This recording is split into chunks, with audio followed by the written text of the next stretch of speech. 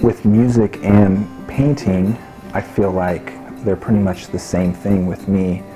I will, if you take a painting, you can whip it out real quick and throw some stuff on there, splash, messy, whereas the same sense in music, that would correlate to throwing down a drum beat, making a punk rock song, real natural and primal, and live with the results, and this is what you get.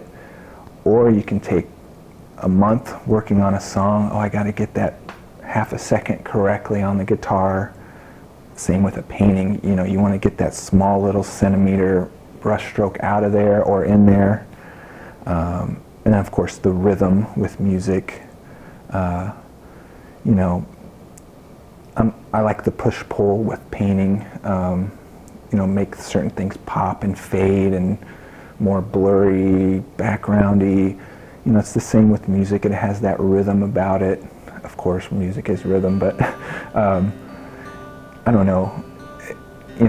With both things I do, I get a sense of just kind of getting lost within the process. Yeah. I'm William Butler, and I am originally from Peoria, Illinois, and actually I grew up in Martinville, Illinois, and I live in Peoria now, and I've been living there for some time, since 1994. I think that one of the things that's changed my work recently is I discovered Luc Corbusier, and who was a famous architect, but he also was a painter and a sculptor. And his ideas that he represents in his work correspond with how I think about things and my doodles and things that I would draw.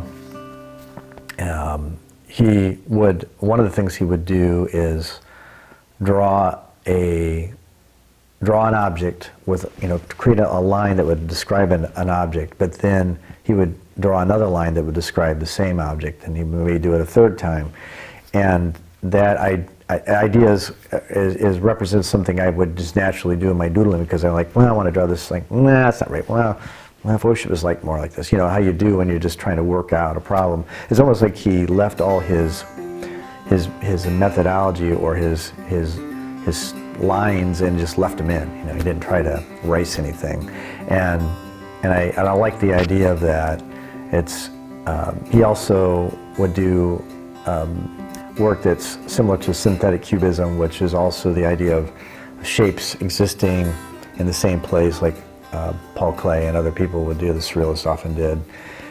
So I liked his style of synthetic cubism, and I started to try to do some things that he was doing, like the multiple lines, and also going a little more subtle and more flat, and also away from creating creatures per se, and more focusing on shapes. Because usually that's what I would start with anyway. I start out with finding an interesting shape, and then I would do more things with it to make it look three-dimensional.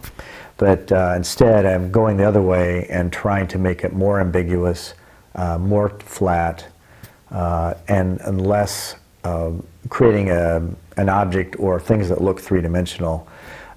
More and more trying to fool the eye, more and more trying to confuse the viewer as to what's in front and what's in back and what is this.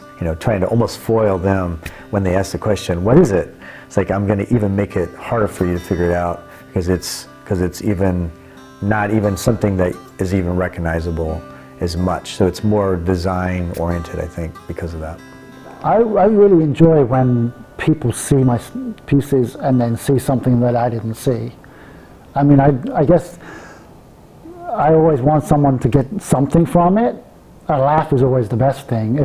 Sense of humor has always been important to me, and a lively reaction is always. Kids are always really great. They kind of see things and have names for things that I never would have thought of. But to me, that's part of it. That's why I like to make it abstract, is because it encourages as many different interpretations as possible, as long as there's some interpretation. I mean, if someone was to look at something and then just not have any reaction, I guess that would be a failure. But most of the time, they're like, excited because it's unexpected to them. It's either an unexpected combination of materials, or some of the creatures, they look like they're about to fall over or move or scurry away, or when I'm incorporating odd materials in kind of subtle ways where I'll cut things into strips and change the way it looks. I think there's always something that someone, even if they're not aware of the connection in a memory or something, it can jog in a memory of a situation or something. I did have one piece, and someone said it just reminded me of their grandpa's hat he used to wear because it was the right strange shape and color. I thought that was really great because it was something that I could never have tried to do, but somehow they had this connection.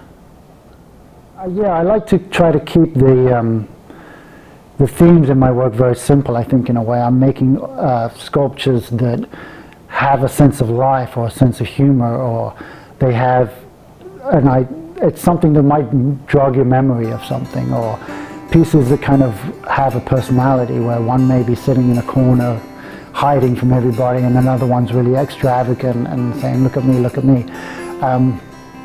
The way I got into doing that, I would make a lot of I was making these sculptures, and I would set them around the studio I was working in, and when I put one next to another one, they would seem to interact, and that's where I kind of came up with the idea of what I really like to do is make an installation where I have a lot of these creatures and critters, and people can kind of go in and amongst them and interact with them, because they really seem to play off one another and communicate with each other.